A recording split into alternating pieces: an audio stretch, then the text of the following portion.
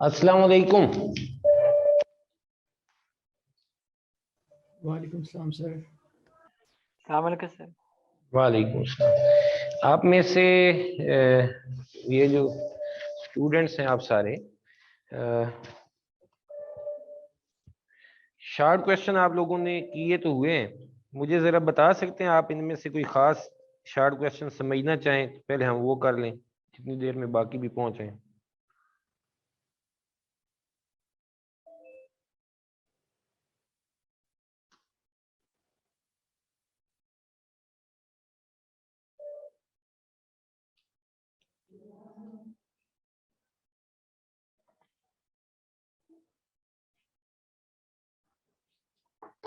आपके सामने बुक्स तो खुली है ना? Yes sir. देखें, शॉर्ट क्वेश्चन जो आप लोग समझना चाहें कौन सा है, जरा जल्दी से बता दें, टाइम जाया किए बगैर। पहले दो तो हमने डिस्कस कर लिए हुए थे, इससे आगे आप कौन सा शॉर्ट क्वेश्चन समझना चाहते हैं? तुम्हारे पास है कुछ लिखे हुए?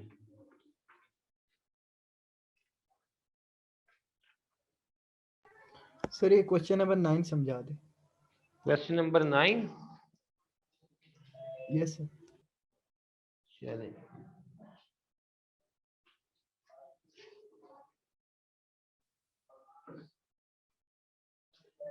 सॉरी मैं जरा नेट चेंज कर दूं, लगता है वो गलत नेट के साथ कनेक्टेड था पहले। कोई नहीं ना रही हाल जेड़े इत्थे क्लासां लैंदे ने यार।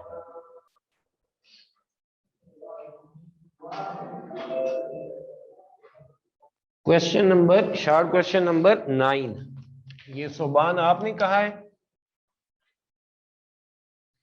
Yes sir.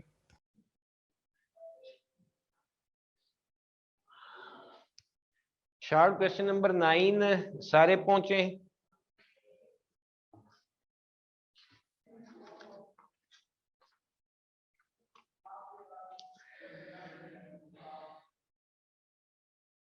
What is cyclotron frequency of a charged particle of mass m charge q moving in a magnetic field? ये तो हमने यार पूरा टॉपिक किया था।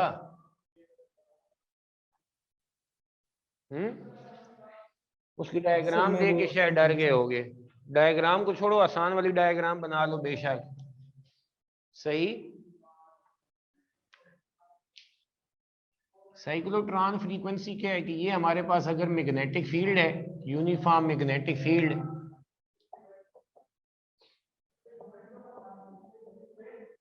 मैग्नेटिक फील्ड है इनटू द पेज, और यहां से चार्ज पार्टिकल हम थ्रो कर रहे हैं perpendicular to magnetic field. Velocity और मैग्नेटिक फील्ड परपेंडिकुलर है। जब वेलोसिटी और मैग्नेटिक फील्ड आपस में परपेंडिकुलर होते हैं तो चार्ज पार्टिकल पर जो मैग्नेटिक फोर्स अप्लाई होती है वो मैक्सिमम मैग्नेटिक फोर्स अप्लाई होती है। चार्ज पार्टिकल पर जो मैग्नेटिक फोर्स अप्लाई होती है वो कौन सी अप्लाई होती है? मैक्सिमम मैग्नेटिक फोर्स अप्लाई होती है, क्योंकि मैक्सिमम मैग्नेटिक फोर्स का हमारे पास रिलेशन क्या बन जाता है? Q V B sine theta. Theta यहां पर क्या आ जाएगा? 90। साइन 90 आप लोग जानते हैं किसके बराबर होता है? 1।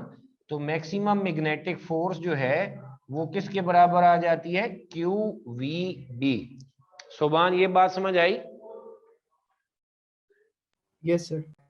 साथ ही हमने इस चैप्टर में ये पढ़ा है कि जब भी कोई चार्ज पार्टिकल मैग्नेटिक फील्ड में परपेंडिकुलर एंटर हो तो वो चार्ज जो होता है that start moving in a circular path, यानी उस पर जो मैग्नेटिक फोर्स होती है that act as a centripetal force. जो मैग्नेटिक फोर्स है that act as a centripetal force. ठीक है, magnetic force act as a centripetal force. ठीक है, एंड चार्ज पार्टिकल जो है वो सर्कल में मूव करना शुरू कर देता है। ठीक हो गया। अब वो एक सेकंड में ऐसे कितने चक्कर लगाता है वो क्या कहलाती है? उसकी साइक्लोट्रॉन फ्रीक्वेंसी। साइकिल कितने लेता है एक सेकंड में, तो वो उसकी क्या बन जाती है? साइक्लोट्रॉन फ्रीक्वेंसी बन जाती है। तो सवाल है व्हाट इज साइक्लोट्रॉन फ्रीक्वेंसी। ठीक है, तो हम इसको ऐसे कह देते हैं, when a charge particle is thrown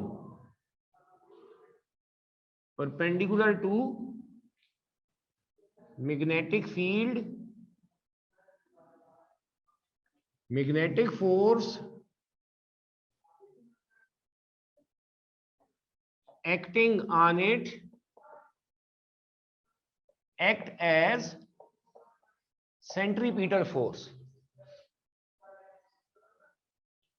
और यहां पर मैं लफ्ज लिख रहा हूं maximum magnetic force acting on it act as a centripetal force. आप लोगों को मैंने बताया कि जब भी चार्ज पार्टिकल मैग्नेटिक फील्ड में परपेंडिकुलरली इंटर होता है तो मैग्नेटिक फोर्स एक्ट करती है as a centripetal force and it starts moving in a circle. तो number of rotations completed by this charge in 1 second is called cyclotron frequency। या आप बहुत सादा सी शार्ट सी डेफिनेशन भी लिख सकते हैं कि when a charge particle is thrown perpendicular to the magnetic field, then number of cycles या number of rotations completed by the charge in the magnetic field is called cyclotron frequency। Number of cycles completed in 1 second is called cyclotron frequency। ठीक हो गया। अब इसकी हम अगर derivation करना चाहें और जो हमें करनी चाहिए आसान सी है, तो फिर वो क्या आ जाता है, इधर देखो, जो चार्ज पर मैक्सिमम मैग्नेटिक फोर्स अप्लाई हो रही है वो किसके बराबर है, सेंट्रीपिटल फोर्स के। साइक्लोट्रॉन मैक्सिमम मैग्नेटिक फोर्स किसके बराबर है, QVB। सेंट्रीपिटल फोर्स है mv²/r। ये v और ये स्क्वायर एक कैंसिल हो जाएगा।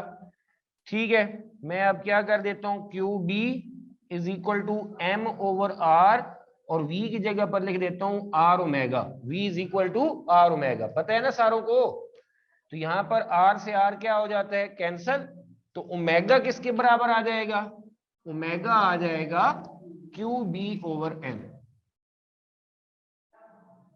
ठीक है, ओमेगा को मैं क्या लिख देता हूं 2πf, इधर क्या आ जाएगा QB/m। तो जो f है ये आ जाएगा QB/2πm। ये हमारे पास क्या है, this is cyclotron frequency of the charge.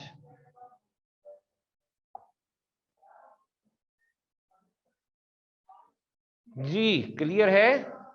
Soban आपने पूछा था शार्ट क्वेश्चन नंबर 9।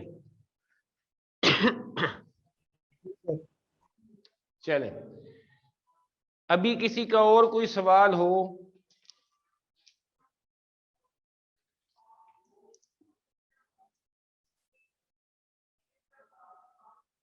इसी से अगला जो शॉर्ट क्वेश्चन है, शॉर्ट क्वेश्चन नंबर 10 जरा देखिए।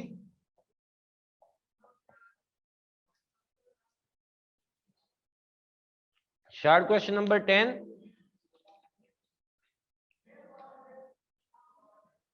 मुंतहा आप रीड कर सकती हैं। शॉर्ट क्वेश्चन नंबर 10 क्या है? Yes, sir. Please. Can neutron be accelerated in a cyclotron? Give reason. ये जो डिवाइस होती है जिसमें ये सारा प्रोसीजर चल रहा होता है उसे हम क्या कहते हैं, साइक्लोट्रॉन कहते हैं। हमने जो इससे पहले वाला डायग्राम है, जो पहले वाली डायग्राम है, इससे ऊपर वाला जो शॉर्ट क्वेश्चन है उसमें उसकी डिवाइस की एक स्केच जो है वो बनाया भी हुआ है, आप उसे देख भी सकते हैं। अब सवाल ये है कि क्या चार्ज पार्टिकल को तो हम साइक्लोट्रॉन में घुमा सकते हैं, सर्कल में घूम सकता है, तो क्या साइक्लोट्रॉन के अंदर न्यूट्रॉन को भी हम क्या एक्सेलरेट कर सकते हैं? तो जवाब बताएं। साइक्लोट्रॉन में बेसिक प्रिंसिपल क्या है? साइक्लोट्रॉन का बेसिक प्रिंसिपल ये है कि यहां से चार्ज पार्टिकल को मैग्नेटिक फील्ड में थ्रो करते हैं तो उस मूविंग चार्ज के ऊपर मैग्नेटिक फोर्स अप्लाई होती है, तब वो सर्कल में मूव करता है। तो न्यूट्रॉन तो कौन सा पार्टिकल है, न्यूट्रल है, उस पर चार्ज कितना होगा, 0 होगा। उस पर क्या मैग्नेटिक फोर्स अप्लाई होगी, बोले कोई, क्या न्यूट्रॉन को मैग्नेटिक फील्ड में थ्रो करें, क्या उस पर कोई मैग्नेटिक फोर्स अप्लाई होगी? No sir. क्यों? क्योंकि यहाँ पर चार्ज क्या हो जाता है, 0 हो जाता है। क्यों 0 होगा? तो चार्ज पर कोई मैग्नेटिक फोर्स अप्लाई नहीं होगी। मैग्नेटिक फोर्स ही एक्ट करती है एज अ सेंट्रीपिटल फोर्स। जब मैग्नेटिक फोर्स ही नहीं अप्लाई होगी तो उस पर सेंट्रीपिटल फोर्स वगैरह भी अप्लाई नहीं हो सकती। इसलिए न्यूट्रॉन को साइक्लोट्रॉन में थ्रो करके कभी भी एक्सेलरेट, उसकी वेलोसिटी या डायरेक्शन ऑफ वेलोसिटी को चेंज नहीं किया जा सकता। ठीक है, तो हमारा जवाब क्या होगा, no it is not possible. ठीक है, इसकी एक्सप्लेनेशन हम क्या दे सकते हैं, हम ये कहेंगे कि neutron is a neutral particle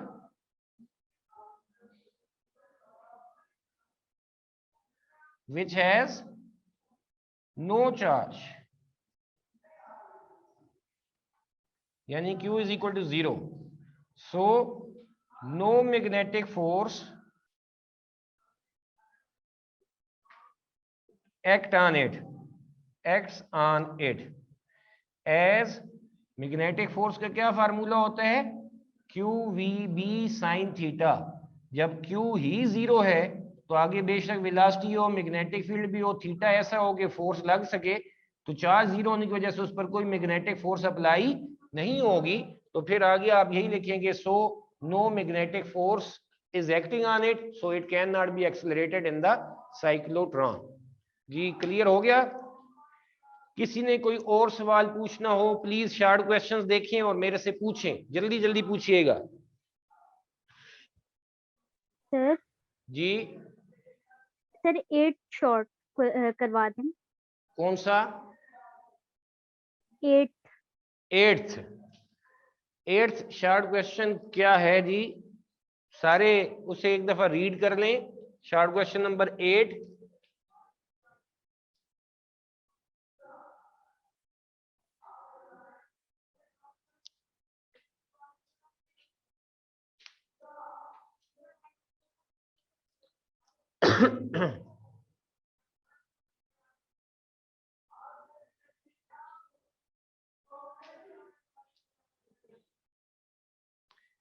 जी मेरे प्यारों, ये पूछा था किसने, फातिमा, आप ही क्वेश्चन रीड कर दें एक दफा।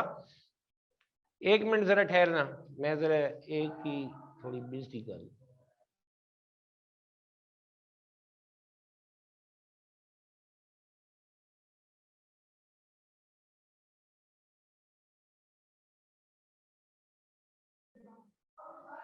जी मेरा सोना, फातिमा पढ़े। uniform electric and magnetic fields are produced pointing in the same direction. An electron is projected in the direction of the field. What will be the effect of the kinetic energy of the electron due to the two fields? सही।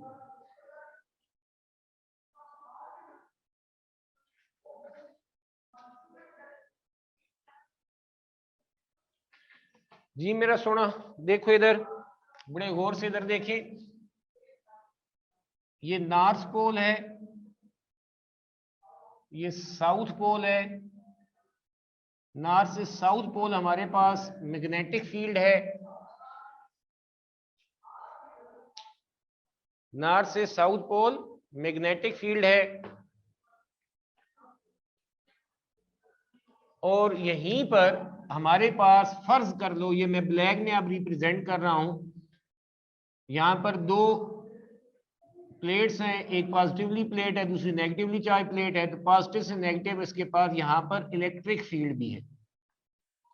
ठीक हो गया? दोनों fields की direction हमारे पास same है।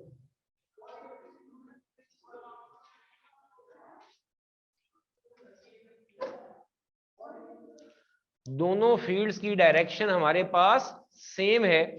अब field की ही डायरेक्शन में, मैं इधर अलहदा से रिप्रेजेंट कर देता हूं, अब दोनों की डायरेक्शन सेम है, फील्ड की ही डायरेक्शन में इलेक्ट्रॉन हमने ऐसे थ्रो कर दिया।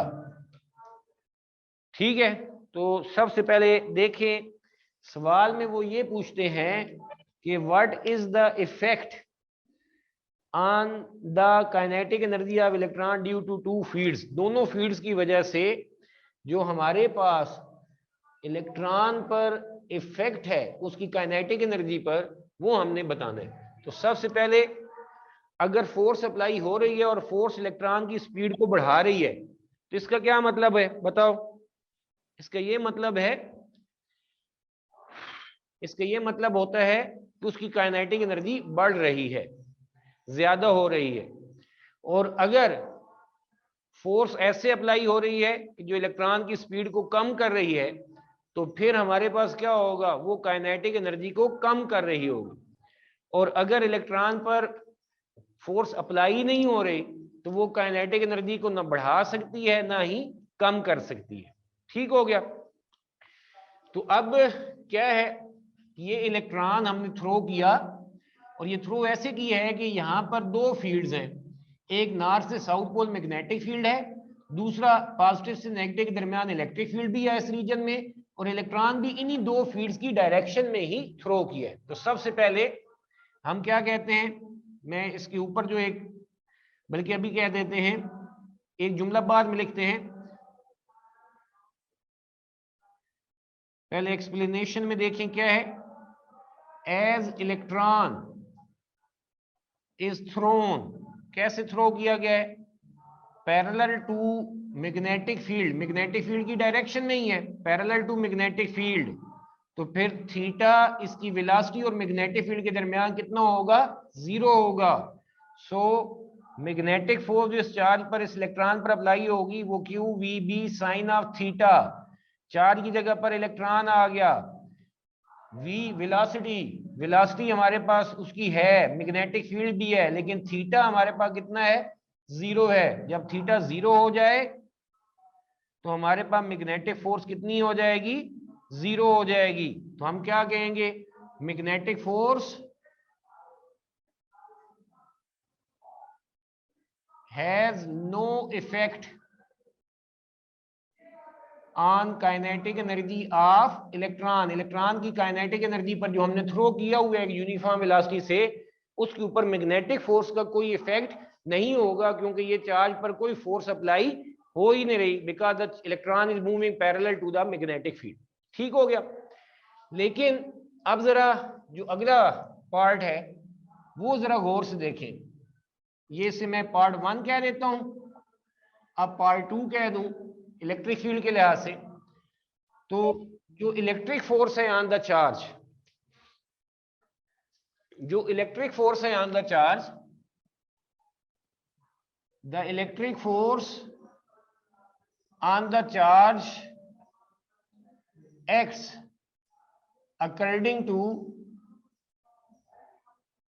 Formula F is equal to Q E. ठीक है, यहां पर मैग्नेटिक फोर्स डिपेंड करती है एंगल पर, जबकि चार्ज पर जो इलेक्ट्रिक फील्ड की वजह से इलेक्ट्रिक फोर्स होती है वो एंगल पर डिपेंड नहीं करती। सही हो गई बात? ये फार्मूले से हमें क्लियर है।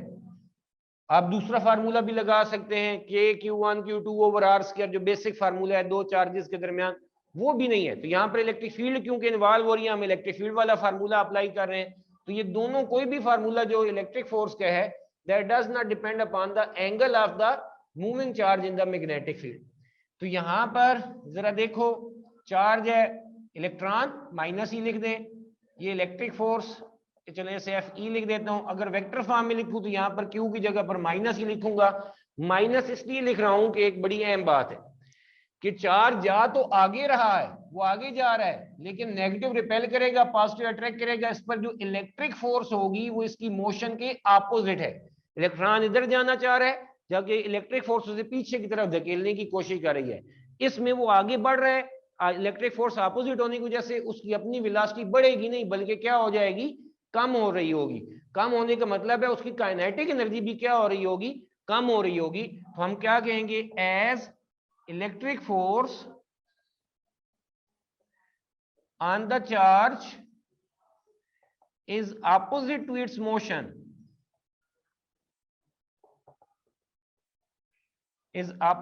motion, so no electric so velocity of the electron will be decreasing, and hence its kinetic energy will also be decreasing. ठीक है, तो जो उन्होंने क्वेश्चन हमें दिया था उसके मुताबिक इलेक्ट्रॉन की काइनेटिक एनर्जी पर मैग्नेटिक फील्ड का कोई इफेक्ट नहीं है, इलेक्ट्रिक फील्ड का है, और वो भी ऐसा इफेक्ट है जिससे इलेक्ट्रॉन की वेलोसिटी हमारे पास कम होगी एंड हेंस उसकी काइनेटिक एनर्जी भी कम हो रही होगी। जी, जिसने सवाल पूछा था पहले तो वो बताए, समझ आ गई? यस सर, आ गई है। अब किसी और ने कोई शॉर्ट क्वेश्चन पूछना है तो पूछें प्लीज।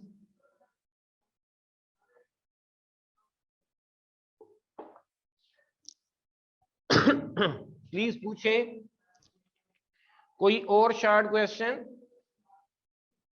एक्सक्यूज मी सर, जी सर 11 वाला करवा दें।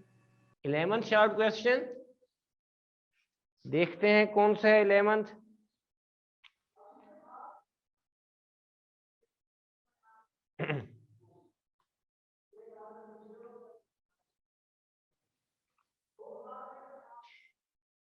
अलिशबा आप सवाल रीड कर दें। अलिशबा ये एमन जो भी थी, शॉर्ट क्वेश्चन नंबर 11 रीड हो रहा है। A current carrying loop free to turn is placed in uniform field B. What will be the orientation relative to be in equilibrium state? Equilibrium वैसे दो तरह से होता है, एक जब बॉडी रेस्ट में हो या वो बॉडी मूव कर रहा हो विद द यूनिफॉर्म वेलोसिटी। यहाँ पर रोटेशनल है तो हम ये कह सकते हैं अगर उसकी रोटेशनल एंगुलर वेलोसिटी यूनिफॉर्म हो, ओमेगा कांस्टेंट हो, अल्फा 0, एंगुलर एक्सेलरेशन 0। अब उन्होंने हमें इस तरह से कोई एक सिचुएशन नहीं बताई तो हम अपनी तरफ से आसान वाली सिचुएशन एक ले लेते हैं। हमारे पास, मुझे बताइएगा यहाँ पे नजर आ रहा है आप लोगों को शॉर्ट क्वेश्चन नंबर 11? ये जो मैंने लिखा है नजर आ रहा है? यस सर, आ रहा है। चलें, ठीक हो गया। अब हमारे पास, आपको ये पता है कि अगर एक करंट कैरिंग कॉइल, ये करंट कैरिंग कॉइल है जो अभी मैं बना रहा हूं, वो एक मैग्नेटिक फील्ड के अंदर पड़ी हुई है, उसमें करंट पास हो रहा है, ये एरो जो है ये करंट को रिप्रेजेंट कर रहे हैं, ठीक है। तो हमारे पास जब उसमें करंट पास हो रहा है, वो करंट कैरिंग कॉइल है, तो इस पर टार्क अप्लाई हो सकता है, टार्क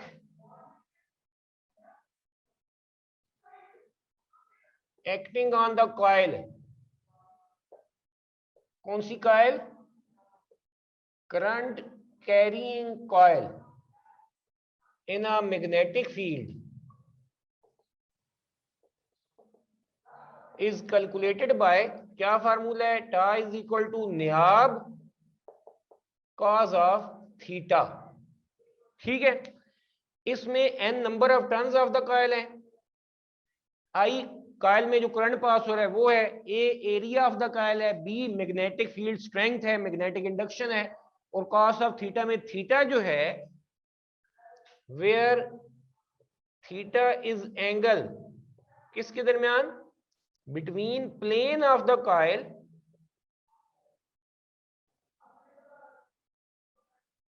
एंड मैग्नेटिक फील्ड, ठीक है। अब जो किसके दरमियान एंगल है, ये कॉइल है, ये उसकी प्लेन है, पूरा जो मेरे हथेली है, ये दीवार नॉर्थ है, वो साउथ है, नॉर्थ से साउथ पर ऐसे मैग्नेटिक फील्ड जा रही है। अभी मैग्नेटिक फील्ड और प्लेन ऑफ द कॉइल एक दूसरे के पैरेलल है, ठीक है।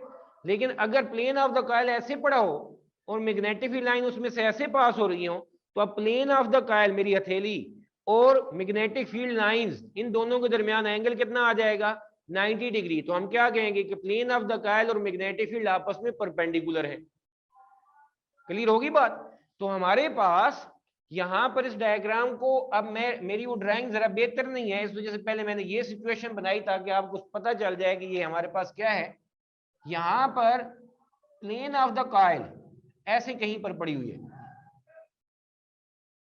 इस तरह से पड़ी हुई है कि हमारे पास ये जो मैग्नेटिक फील्ड लाइंस इसमें से पास हो रही हैं, मैग्नेटिक फील्ड लाइंस, और ये जो प्लेन ऑफ द कॉइल है, इन दोनों के दरमियान जो एंगल है वो कितना है, 90 डिग्री है। तो if plane of coil is placed perpendicular to field, magnetic field, तो फिर थीटा कितना आ जाएगा, 90 डिग्री। देन हमारे पास टार कितना हो जाएगा, न्याब cos ऑफ 90, cos 90 आप लोग जानते हो किसके बराबर है, 0 के बराबर है। तो टार्क भी हमारे पास 0 हो जाएगा। हम क्या कहेंगे, no net torque act on coil. आपने फर्स्ट ईयर में पढ़ा हुआ है। मैं अगर इसी को ऐसे लेके आगे चलूं, मैं ये कह सकता हूं कि सम ऑफ टार्क 0 हो तो ये सेकंड कंडीशन ऑफ इक्विलिब्रियम है। नेट टार्क 0 है, सम ऑफ टार्क 0 है, आगे बेशक लिख दें वर्ड्स में सेकंड कंडीशन ऑफ इक्विलिब्रियम,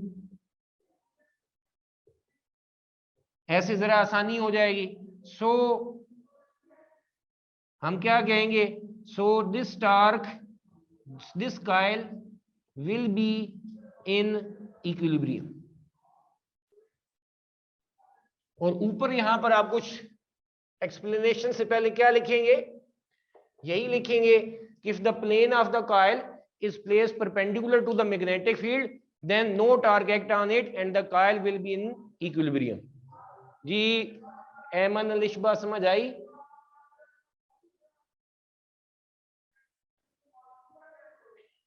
किसने सवाल किया था? सर आगे। चले ठीक है। किसी का और कोई मेरा सोना सवाल हो शॉर्ट क्वेश्चन में से?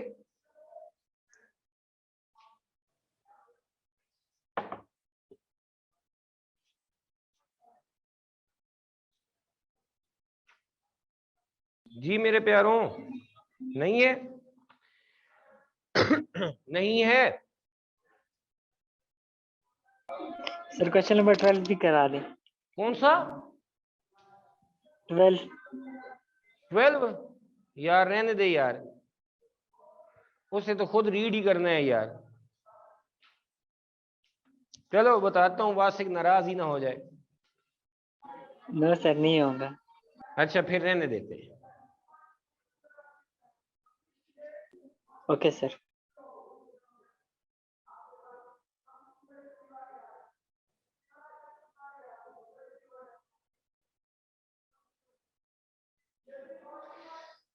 चलें देखें इधर,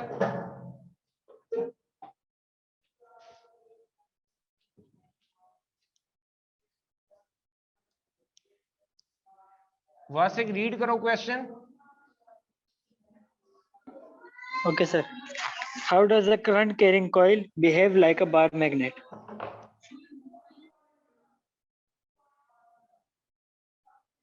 How does the current carrying coil behave like a bar magnet? कि current carrying coil like solenoid हम उसे कह देते हैं, वो कैसे एक बार मैग्नेट की तरह बिहेव करती है। देखो इधर बार मैग्नेट की मैग्नेटिक फील्ड मैं सिर्फ जुबानी बताऊंगा, बाकी आपने उधर से ही रीड करना है। बार मैग्नेट की मैग्नेटिक फील्ड जो होती है उसमें एक एंड नॉर्थ पोल होता है, दूसरा क्या होता है, साउथ पोल होता है। तो मैग्नेटिक फील्ड लाइंस नॉर्थ से स्टार्ट होती हैं और कहां पर एंड होती हैं, साउथ पर। नॉर्थ से स्टार्ट होंगी और कहां पर एंड होंगी, साउथ पर। और इन साइड वो क्या होती हैं, साउथ से नॉर्थ होती है। इन साइड इनकी मैग्नेटिक फील्ड लाइंस जो हैं उनके दरमियान जो गैप होता है वो क्योंकि जगह कम होती है, they are very close to each other and they are in the straight line almost, इसलिए इनसाइड द बार मैग्नेट हमारे पास मैग्नेटिक फील्ड हम यूनिफॉर्म कह सकते हैं, जबकि बाहर उनकी मैग्नेटिक फील्ड लाइंस के दरमियान गैप भी चेंज होता है गैप भी चेंज होता है, और दूसरा क्या होता है, हमारे पास गैप चेंज होने की वजह से हम ये कहते हैं कि बाहर यूनिफॉर्म नॉन मैग्नेटिक फील्ड है और बहुत वीक है। जहां पर मैग्नेटिक फील्ड लाइन एक दूसरे के बहुत करीब होती हैं वहां पर मैग्नेटिक फील्ड बहुत स्ट्रांग है, जबकि आउटसाइड उनके दरमियान गैप बढ़ता चला जाता है, इस वजह से वो वीक मैग्नेटिक फील्ड है। और मैग्नेटिक फील्ड लाइन पैरेलल ना होने की वजह से हम ये कहते हैं कि they are non uniform magnetic field outside. ठीक हो गया। अब इसके मुकाबले में अगर हमारे पास यहां पर एक करंट कैरिंग कॉइल है, सोलिनॉइड हम कह देते हैं, सोलिनॉइड ही हम ले रहे हैं, इसमें यहां से करंट इन हुआ, ये फ्रंट साइड पर मैं उसका करंट ले रहा हूं। तो आप लोगों ने ये पढ़ा हुआ है कि जब कोई current carrying solenoid magnetic field में रखी जाए तो उसके अंदर भी मैग्नेटिक फील्ड पैदा होती है, and that resembles with the magnetic field of the bar magnet. तो उसमें बार मैग्नेट की तरह इसमें भी दो पोल्स जनरेट होते हैं, ठीक है। और उसकी डायरेक्शन मालूम करने के लिए हमारे पास राइट हैंड रूल है।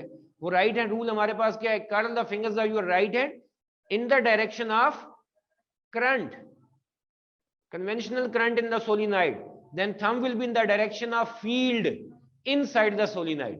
तो जो thumb होगा वो हमारे पास किस डायरेक्शन में होगा, in the direction of field होगा, और वो भी कहां पर, आउटसाइड नहीं, इनसाइड द सोलिनॉइड।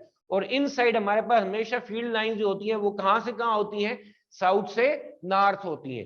तो यहां पर मैग्नेटिक फील्ड लाइंस इसके इनसाइड जो होंगी वो नॉर्थ से साउथ से नॉर्थ होंगी। तो ये एंड हमारे पास साउथ होगा और ये एंड हमारे पास नॉर्थ होगा। क्लियर होगी बात। और वैसे ही हमारे पास इसमें मैग्नेटिक फील्ड लाइंस ऐसे होंगी, साउथ से नॉर्थ और आउटसाइड नॉर्थ से south, and exactly they resemble with the magnetic field of the bar magnet. बस इन्हीं अल्फाज को आपने अपने लफ्जों में लिखना है, बाकी आपके पास नोट्स हैं ऑलरेडी। क्लियर होगी बात, समझ आ गई? Yes sir, thank you sir, thank you sir. हाँ बस एक, यस सर, समझ आ गई, थैंक यू सर। किसी ने न्यूमेरिकल किए हों, अब टाइम रह गया है तकरीबन हमारे पास 4-5 मिनट, तो मैं एवोमीटर की तरफ जाने की बजाय मैं जा रहा हूं कहां पर, पहले न्यूमेरिकल पे चला जाता हूं, ठीक है। फर्स्ट न्यूमेरिकल, फर्स्ट न्यूमेरिकल हमारे पास क्या है, at what distance from a long straight carrying wire of 10 ampere in the magnetic field is equal to the earth magnetic field of 5 into 10 is power minus 5 Tesla। Numerical number 1 वो ये कह रहे हैं कि हमारे पास एक करंट कैरिंग वायर है, उस वायर से किस फासले पर, किस आर डिस्टेंस पर मैग्नेटिक फील्ड की उतनी ही वैल्यू हो जितनी अर्थ की मैग्नेटिक फील्ड की वैल्यू है। एक तो ये वैल्यू अर्थ की मैग्नेटिक फील्ड की आपको याद होनी चाहिए, ठीक है। तो वो बी हमने मालूम करना है। बी हमारे पास कितना बताया है, 5 into 10 is power minus 5 tesla. R हमने मालूम करना है, और करंट कितना पास हो रहा है इस कंडक्टर में, 10 एम्पेयर। तो जब मैंने आप लोगों को एम्पेयर्स लॉ प्रूव करवाया था इधर क्लास में ही, तो उस वक्त एम्पेयर्स लॉ की अंदर हमने magnetic field due to current carrying straight conductor भी प्रूव किया था। तो magnetic field due to straight current carrying conductor,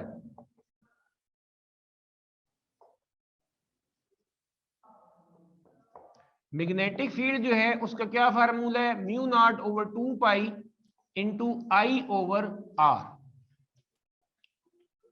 ठीक है। तो अब आर हमने मालूम करना है, आर इधर आ जाए, बी इधर आ जाए, R is equal to mu naught over 2 pi into I over B.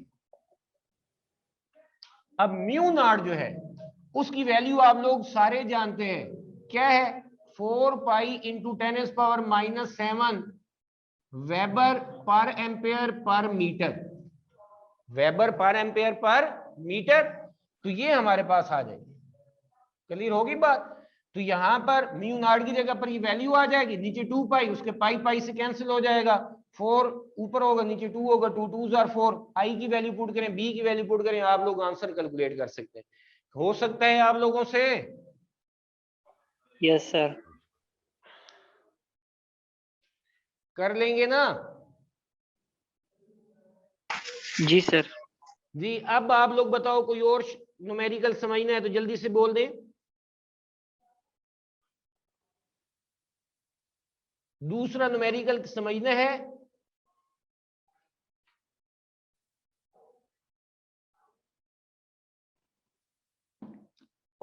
इसका मतलब है आप सारों को आते हैं। कल आप लोगों ने ये न्यूमेरिकल करके आने, जो न्यूमेरिकल करके आए, और इनमें से जो समझने हैं आप लोगों ने वो मेरे से समझे, और साथ एवोमीटर पढ़ के हमारा ये मुकम्मल हो जाएगा।